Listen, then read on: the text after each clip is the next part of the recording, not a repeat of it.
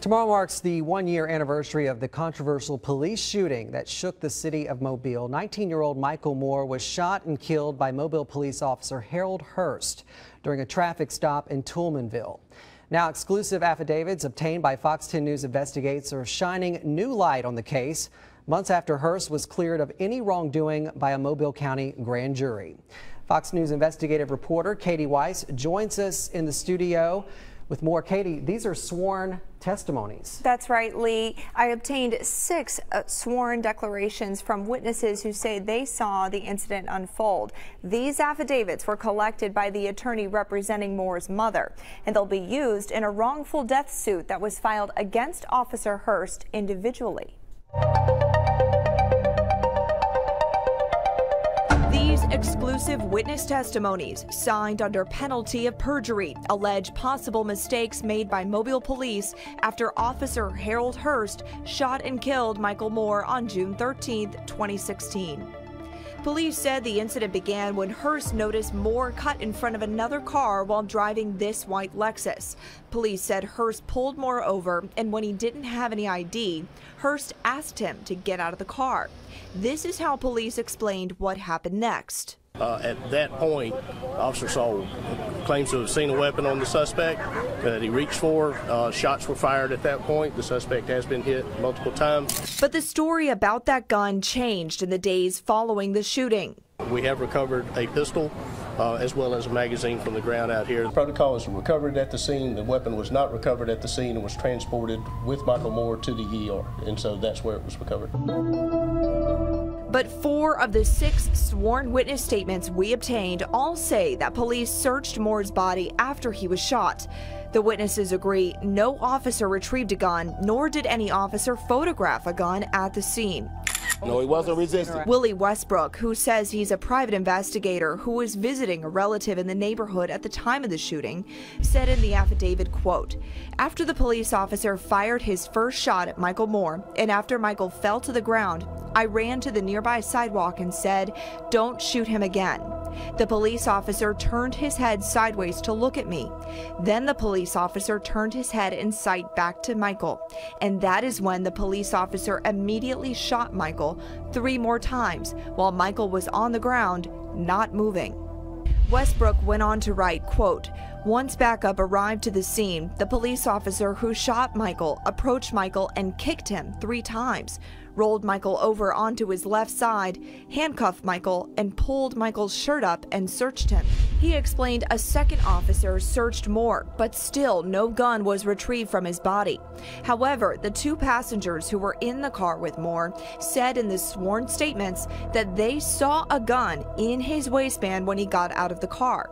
Quote, "I saw a black and silver gun tucked on the front side portion of Michael's right hip," said passenger Robert Blackman. Quote, "I heard the officer say, 'I see a gun on your waist.' I looked at Michael and saw a gun on his waist," said the other passenger, Mark Amos. Both passengers said the gun they saw was silver on top, and that it did not look like this gun that Mobile police say was found on Moore's body at the hospital.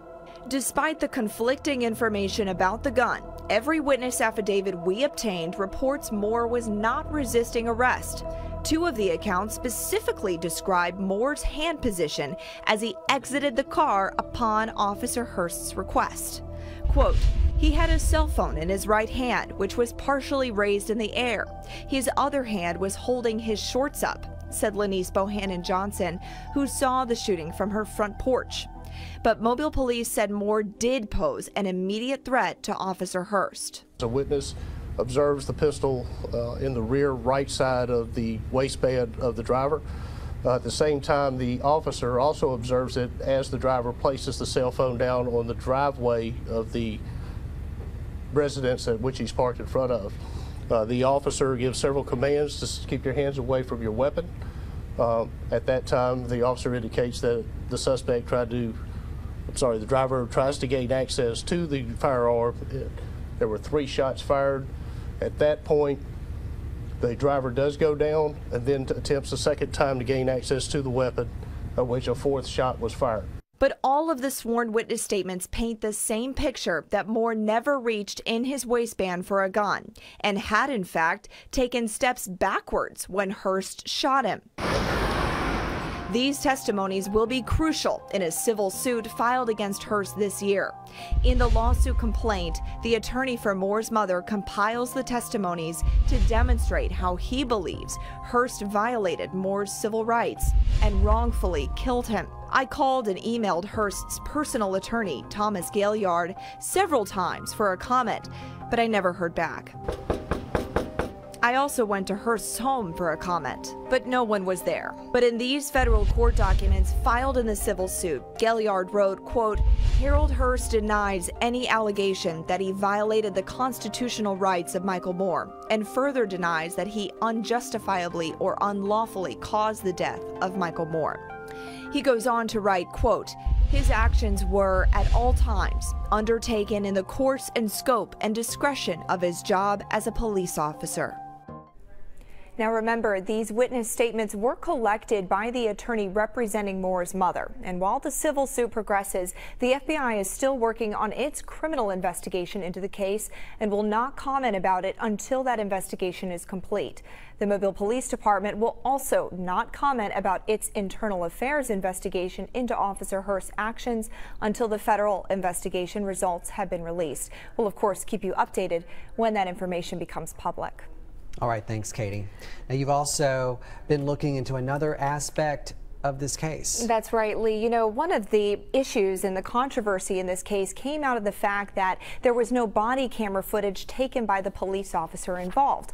Tomorrow night, in our second part of this special report, we'll show you what Mobile Police may or may not have been doing about its body camera policies since this incident. All right, thanks, Katie.